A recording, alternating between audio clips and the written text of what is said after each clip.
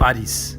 Todos os anos, milhões de turistas visitam essa cidade, ávidos para desfrutar de todas as suas belezas e seus amores. Mas a Cidade Luz também tem suas regiões de sombra.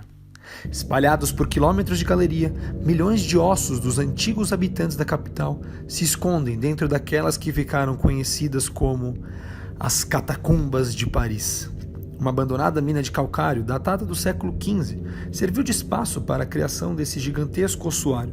Seus primeiros moradores vieram transferidos do maior cemitério do país naquela época, o Cimetière des Innocents, localizado no distrito de Les Halles, no coração da cidade. Na época, ele era o cemitério mais antigo da cidade, tendo funcionado por quase 10 séculos, e após tantos anos de serviço, ficou lotado, não podendo suportar mais nenhum enterro. Para se ter uma ideia da quantidade de mortos que habitavam aquele cemitério, durante a Peste Negra, cerca de 50 mil corpos foram enterrados nele em apenas um único dia. Assim, o rei Luís XV publicou um decreto proibindo novos enterros no local e o seu imediato fechamento. O cemitério permaneceu fechado durante 5 anos, até que as autoridades resolvessem o que fazer com seus moradores. Foi então ordenada a destruição do cemitério e os seus mortos seriam transferidos para as antigas minas de calcário localizadas nos subterrâneos da cidade. A tarefa foi árdua e inglória. Estima-se que mais de 2 milhões de corpos estavam enterrados em Les Innocents. As carroças que levavam os corpos até sua nova morada só podiam transitar durante a noite e deveriam estar acompanhadas de padres que rezariam pelas almas daqueles que estavam sendo transferidos. Assim nasceram as Catacumbas de Paris, o passeio mais mórbido que você pode fazer na capital francesa.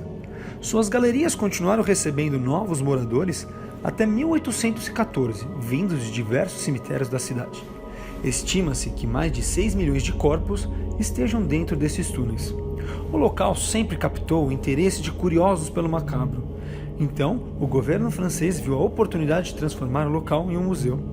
Assim, em 1810, renovações foram feitas e as cavernas abarrotadas de ossos se tornaram as galerias que temos nos dias de hoje.